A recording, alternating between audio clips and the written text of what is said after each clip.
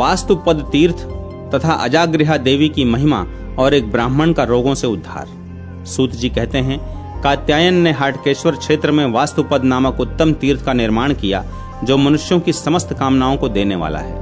वहां पर 48 देवताओं की पूजा होती है, जो पूजित होने पर तत्क्षण सिद्धि प्रदान करते हैं। याज्ञवल्क्य के पुत्र कात्यायन तथा विश्वकर्मा ने वहां संसार के हित के लिए शाला कर्म आदि करके वास्तु पूजा की थी। इसीलिए उस क्षेत्र में वास्तुपद नामक तीर्थ प्रसिद्ध हुआ।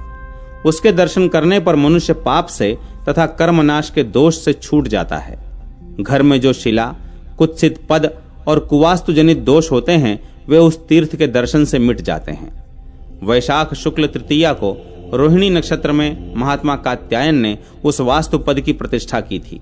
अतः वैसा समय आने पर जो मनुष्य उसी विधि से वास्तुपद की पूजा करता है, वह राजा होता है। शिल्प आदि की दृष्टि से दोषयुक्त और उपद्रवपूर्ण घर को पाकर भी मनुष्य यदि उस तीर्थ का संयोग प्राप्त कर ले, तो उसी दिन से उसके घर में अभ्युदय होने लगता है। ब्रह्मर्षियों, जिस समय सर्वलोक हितकारी राजा अजापाल राज्य करते थे, उस समय संपूर्ण व्याधियां उनके यहाँ अजा अर्थात बकरी के रूप में रहती थीं। उनको अपने अधीन सुरक्षित रखने के कारण ही वे अजापाल कहलाते थे। वे उन सब बकरियों को रात में ले जाकर एक स्थान पर रख देते थे। अतः उन अजाओं का आश्रय स्थान अजागृह के नाम से प्रसिद्ध हुआ। हाटकेश्वर क्षेत्र में अजागृह नामक जो तीर्थ है, वह दर्शन करने पर भूतल के समस्त मनुष्यों के पापों का नाश करने वाला है। विप्रवरो, उस क्षेत्र में एक समय कोई तपस्वी रूपधारी ब्राह्मण आया और तीर्थ यात्रा के प्रसंग से रात में वहां ठहरा। उसने उस अजावृंद को निर्भय बैठा देख यह अनुमान किया, यहाँ निश्चय ही कोई मनुष्य रहता होगा, अन्यथा रात को इस वन में रक्षक से रहित पशु कैसे टिक सकते हैं। वह रक्षक कहीं से आता ही होगा, अतः मैं निर्भय होकर यहीं रहूंगा। इस प्रकार विचारते हुए तपस्वी ब्राह्मण वहीं सो गया। सोते हुए ही उसकी सारी रात बीत गई। सोकर उठने पर वह बहुत थका हुआ सा हो गया। सवेरा होने पर जब उसने अपने शरीर की ओर दृष्टिपात किया, तो अपने को कोढ़ आदि रोगों से घिरा पाया। उस स्थान से एक पग भी कहीं अन्यत्र जाने की शक्ति उसमें नहीं रह गई थी। उन भयंकर रोगों से युक्त होकर वह सोचने लगा, क्या कारण है कि मेरा शरीर अकस्मात ऐसा हो गया। इतने में ही वहां एक तेजस्वी पुरुष आए। उन्होंने उस अजायूथ को भिन्न भिन्न नामों से पुकारा और बाएं हाथ में डंडा लेकर सबको चराने के लिए ले चला।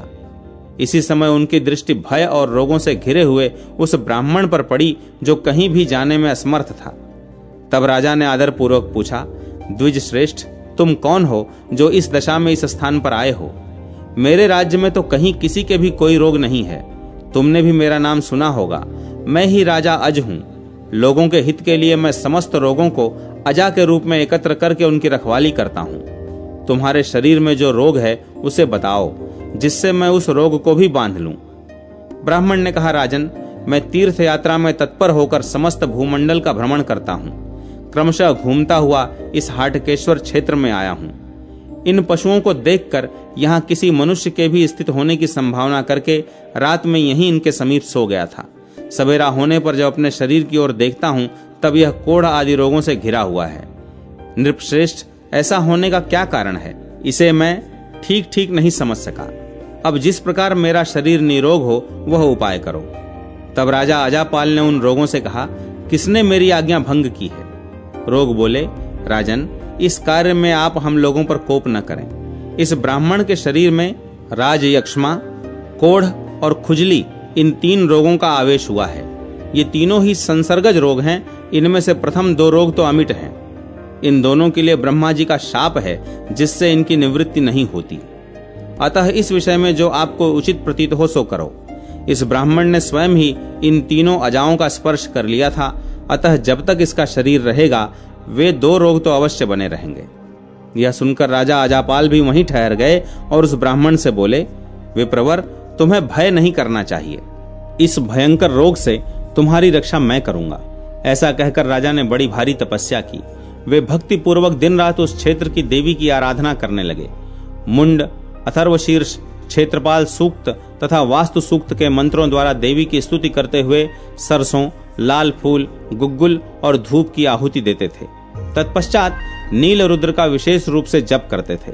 एक समय जब रात्रि व्यतीत हो रही थी, उनके होम कुंड से मंत्रों द्वारा आकृष्ट हुई उस क्षेत्र की देवी धरती फोड़कर प्रकट हुई और बोली, राजन, मैं इस क्षेत्र की अधिष्ठात्री देवी हूँ। इस होम के प्रभाव से तुम पर प्रसन्न हो पृथ्वी से निकली हूँ। महाभाग, तुम्हारा जो कार्य हो उसे बताओ, मैं पूर्ण करूंगी। राजा ने कहा, देवी, तुम सदा इसी स्थान पर निवास करो, जिससे रोगों के संसर्ग जनित दोष इस भूमि से विदा हो जाएं, तथा ये ब्राह्मण देवता जैसे भी रोग मुक्त हों वैसा उपाय करो। क्षेत्र देवी बोली, राजन, इस स्थान को मैंने सब व्याधियों के दोषों से रहित कर दिया। आज से मैं सदा यहीं निवास करूंगी। इस समय से जो भी व्याधिग्रस्त पुरुष इस स्थान पर आएगा और भक्ति पूर्वक मेरी पूजा करेगा, वह पूर्णतः निरोग हो जाएगा। अतः आज ये द्विज श्रेष्ठ आदर और भक्ति के साथ पवित्र एवं एकाग्र चित्त होकर मेरी पूजा करें। इस क्षेत्र में एक दूसरा प्रसिद्ध तीर्थ है चंद्रकूपिका। उसमें से ब्राह्मण देवता प्रतिदिन स्नान करें। पूर्व काल में दक्ष के शाप से क्षय रोग से ग्रस्त हुए महात्मा चंद्रदेव ने अपने स्नान के लिए उस कूप का निर्माण किया था। इसके सिवा यहाँ खंडशिला नाम से प्रसिद्ध एक देवी रहती हैं। वहीं सौभाग्य कूपिका नामक तीर्थ है। उस कूप में स्नान करके ये खंडशिला देवी का दर्शन करें। पूर्व काल में कुष्ठ रोग से पीड़ित कामदेव ने अपने स्नान तथा कुष्ठ रोग के निवारण के लिए उस सौभाग्य कूपिका का निर्माण किया था। इसी प्रकार यहाँ आप सरस कुंड है, जिसमें रविवार के दिन स्नान करने से खुजली मिट जाती है। तदनंतर ब्राह्मण देवता ने परम पवित्र चंद्रकूपिका में स्नान करके भक्ति भाव से देवी का पूजन किया। 1 मास तक पूजा करने के बाद वे राज यक्ष्मा से मुक्त हो गए। तत्पश्चात कामदेव निर्मित सौभाग्य कूपिका का दर्शन और उसमें स्नान करके वे खंडशिला देवी का दर्शन प्रतिदिन करने लगे। 1 मास तक ऐसा करने से उन्हें कुष्ठ रोग से भी छुटकारा मिल गया। उसके बाद रविवार को अप्सराओं के कुंड में स्नान करने से उनकी खुजली भी जाती रही। रोग मुक्त होकर ब्राह्मण अत्यंत तेजस्वी दिखाई देने लगे। उन्होंने अत्यंत प्रसन्न होकर राजा को आशीर्वाद दिया और उनसे विदा लेकर वे अभीष्ट स्थान को चले गए। इसके बाद राजा अज पुनः अपनी स्त्री के साथ पाताल लोक में हाटकेश्वर जी के समीप चले गए। अजागृह में स्थित होने के कारण उस क्षेत्र की देवी सब और अजागृहा के नाम से विख्यात हुई। आज भी राज यक्ष्मा से ग्रस्त हुआ जो मनुष्य उसी विधि से देवी का पूजन करता है, वह शीघ्र ही निरोग हो जाता है। पतिव्रता की शक्ति से उसके मरे हुए पति को पुनः नव जीवन की प्राप्ति। सूत जी कहते हैं, पूर्व काल में श्रेष्ठ नगर वर्धमानपुर में वीर शांत नाम से विख्यात एक ब्राह्मण रहते थे, जो वेद विद्या में प्रवीण थे। उनके एक कन्या उत्पन्न हुई जो प्रमाण से बहुत बड़ी थी। वह कुमारी धीरे धीरे युवावस्था को प्राप्त हुई, परंतु किसी भी पुरुष ने उसका वरण नहीं किया, क्योंकि जो काम मोहित पुरुष अत्यंत थोड़े केश वाली, अत्यंत बड़ी तथा अधिक नाटी कन्याओं से विवाह करता है, वह 6 महीने के भीतर मृत्यु को प्राप्त होता है। इसी कारण सब लोग उस कुमारी को बहुत बड़ी बताकर त्याग देते थे। इससे वैराग्य को प्राप्त होकर उस कुमारी ने घोर तपस्या की। इस प्रकार तप में लगी हुई उस कन्या के समीप राज संपदा उपस्थित हुई। उस समय इंद्र ने उसे प्रत्यक्ष दर्शन देकर कहा, शुभे, तुम कन्यावस्था में ऋतुकाल को प्राप्त हुई हो, इस कारण सदोष हो गई हो। अतः किसी पति का वरण करो, जिससे पवित्रता को प्राप्त होगी। यह सुनकर उस कन्या को बड़ी लज्जा हुई। उसने वर्धमानपुर में जाकर हाथ उठाकर कहा, यदि कोई कुलीन ब्राह्मण मेरा पाणी ग्रहण करे तो मेरी आधी तपस्या उसकी हो जाएगी और मैं उसका कल्याण करूंगी। यह सुनकर किसी कोढ़ी ब्राह्मण ने उसे बुलाकर कहा, यदि तू सदा मेरे कहे अनुसार चले तो मैं तेरा पाणी ग्रहण करके तेरे साथ विवाह करूंगा। कुमारी बोली, द्विज श्रेष्ठ, तुम शास्त्रोक्त विधि से मेरा पाणी ग्रहण करो, मैं तुम्हारी प्रत्येक आज्ञा का पालन करूंगी। तदनंतर ब्राह्मण ने गृह्य सूत्रोक्त विधान से देवता, अग्नि तथा गुरु के समीप उस कुमारी का पाणी ग्रहण किया। विवाह के पश्चात दीर्घिका ब्राह्मणी पति से बोली, नाथ, आज्ञा दीजिए, मैं इस समय आपकी क्या सेवा करूं। पति बोले, सुंदरी, मैं तुम्हारी सहायता से 68 तीर्थों में स्नान करना चाहता हूं। यदि कार्य कर सको तो करो। तब उस पतिव्रता ने बहुत अच्छा कहकर पति की आज्ञा शिरोधार्य की और पति के बराबर बांस की एक मजबूत खाट बनाकर उस पर कोमल रुई भरा हुआ बिछावन डाल दिया और हाथ जोड़कर कहा, प्राणनाथ, इस पर बैठिए, जिससे आपको मस्तक पर लेकर समस्त शुभ तीर्थों की यात्रा करा सकूं। तब कोढ़ी ब्राह्मण प्रसन्न हो पृथ्वी से शनैः शनैः उठकर बांस के उस खटोले पर बैठा और वह उसे माथे पर लेकर सब तीर्थों में घूम घूम कर अपने पति को तीर्थ स्नान कराने लगी। क्रमशः समूची पृथ्वी पर घूमती हुई एक दिन संध्या होते होते वह हाटकेश्वर क्षेत्र में पहुंची। उस समय वह थक गई थी, पैर लड़खड़ा रहे थे। उसी प्रदेश में उस दिन मुनिवर मांडव्य को शूली पर चढ़ाया गया था। वे अत्यंत दुख सहन करते हुए शूली पर बैठे हुए थे। पतिव्रता दीर्घिका माथे पर भार लेकर उसी मार्ग से निकली। उसके धक्के से वह शूल हिल गया और मुनिवर मांडव्य का शरीर भी विचलित हो गया। इससे उन्हें बड़ी भारी पीड़ा हुई और वे दुखी होकर बोले, किस पापी ने मेरे शूल को हिला दिया, जिससे मुझ दुखी का दुख और भी बढ़ गया। दीर्घिका बोली, महाभाग, मैंने आपको देखा नहीं, भूल से आपका स्पर्श हो गया। मांडव्य बोले, निष्ठुरे, तुमने मुझे प्राणांतकारिणी पीड़ा दी है, इसलिए तुम्हारा अभीष्ट पति सूर्य की किरणों का स्पर्श होते ही मेरे शाप से निश्चय ही अपने प्राणों को त्याग देगा। दीर्घिका बोली, यदि प्रातःकाल मेरे पति की मृत्यु होगी तो अब प्रातःकाल या सूर्योदय होगा ही नहीं।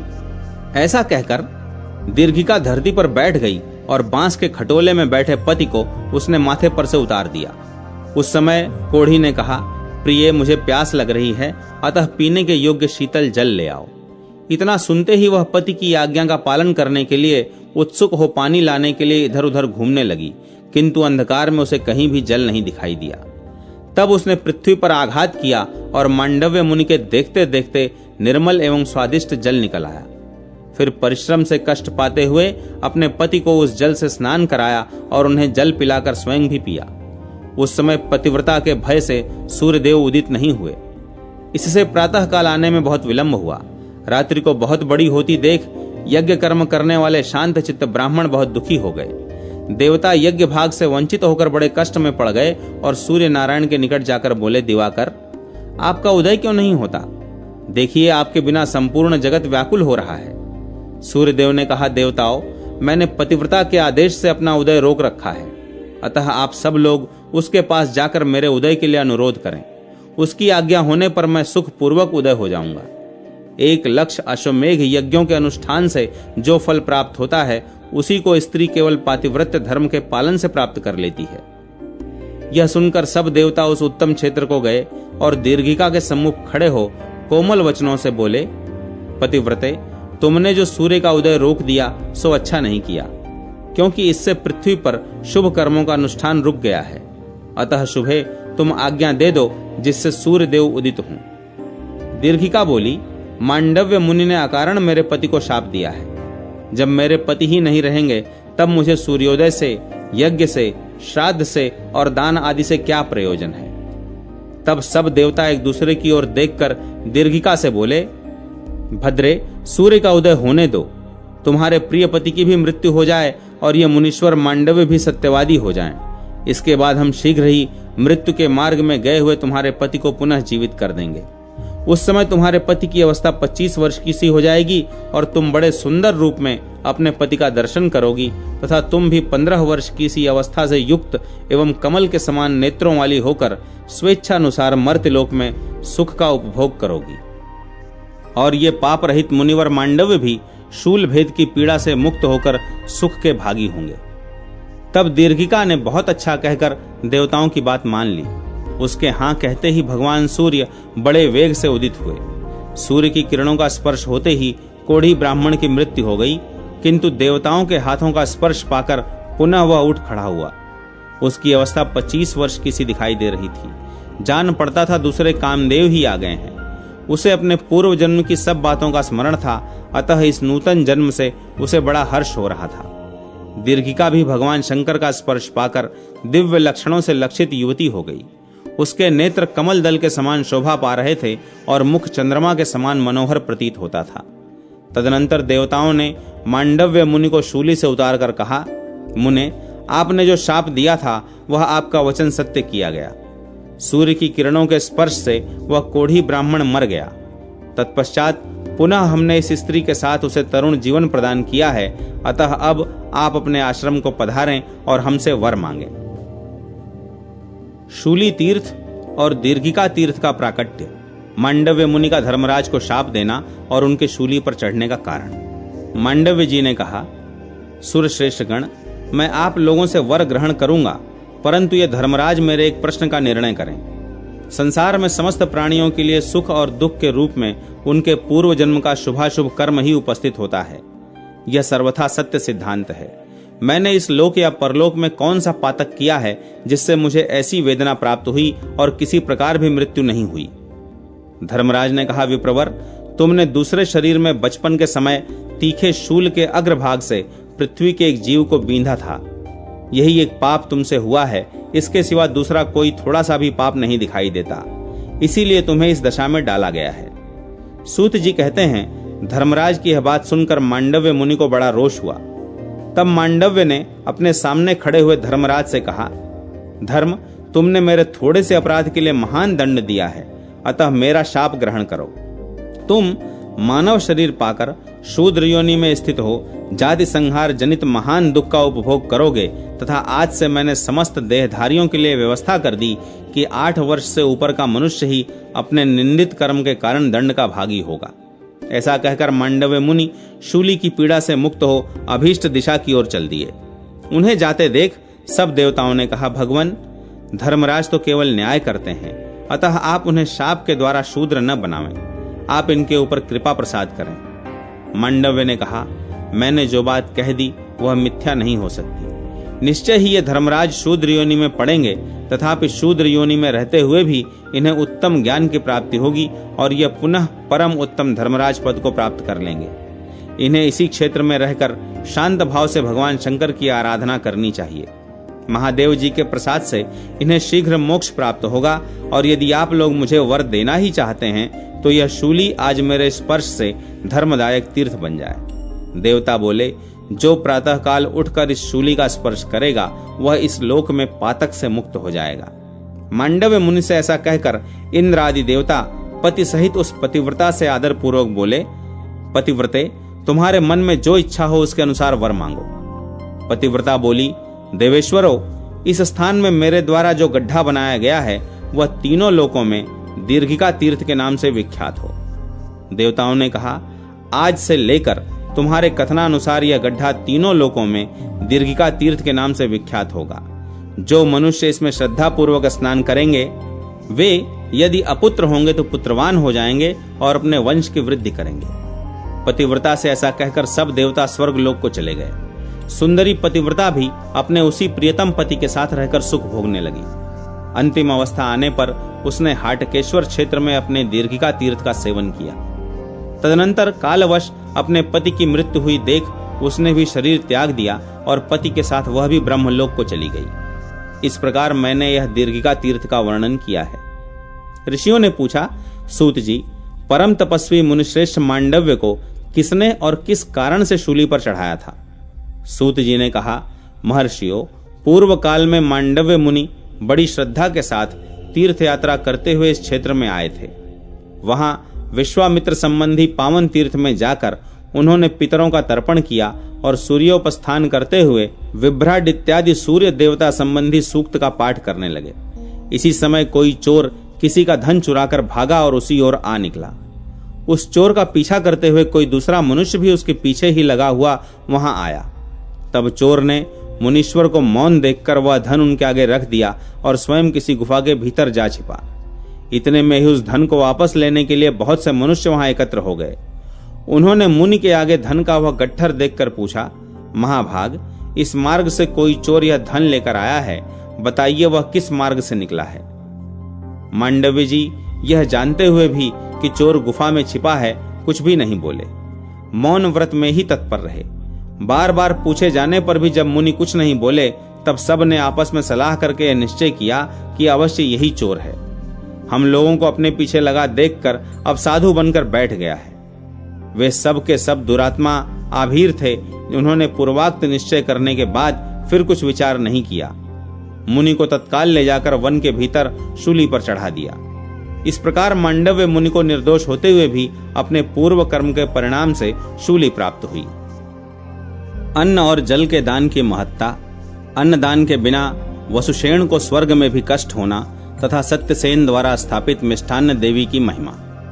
सूत जी कहते हैं, महर्षियों, प्राचीन काल में अनर्थ देश में वसुषेण नाम वाले एक राजा राज्य करते थे। वे दीर्घ काल तक राज्य कर पुत्र पौत्र का सुख देख करके समय आने पर मृत्यु को प्राप्त हुए। तदनंतर मंत्रियों ने उनके पुत्र सत्यसेन को राजपद पर अभिषिक्त किया। सत्यसेन शौर्य तथा उदारता से संपन्न थे। राजा वसुसेन ने जीवन काल में बहुत से दान किए थे। उस दान के ही प्रभाव से वे दिव्य वस्त्रधारी एवं दिव्य रत्नों से विभूषित हो श्रेष्ठ विमान पर बैठकर स्वर्ग लोक में गए। पर वहां जाने पर भी वे भूख की पीड़ा से घिरे रहे। उनका चित्त प्यास के दुख से व्याकुल रहता था, मुंह सूखा जाता था।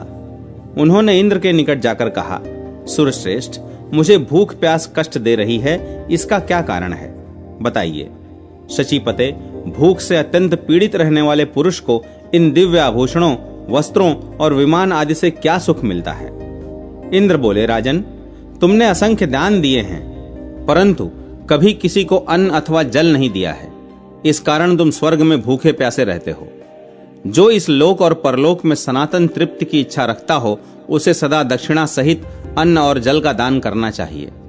अन्न और जल का दान न करने के कारण ही तुम स्वर्ग में दिव्य आभूषणों से विभूषित और श्रेष्ठ विमान पर आरूढ़ होकर भी भूख से पीड़ित हो। राजा ने कहा, देवराज, क्या ऐसा कोई उपाय है जिससे ये मेरी तीव्रतम क्षुधा पिपासा शांत हो? इंद्र बोले, उपाय तो है। यदि तुम्हारा कोई पुत्र सदा ब्राह्मणों के लिए अन्न और जल दे तो तुम्हें तृप्ति प्राप्त हो सकती है, परंतु तुम्हारा पुत्र भी तुम्हारे लिए संकल्प करके ब्राह्मणों को अन्न और जल नहीं देता है। इंद्र और वसुसेन में यह बात हो ही रही थी कि वहां ब्रह्मलोक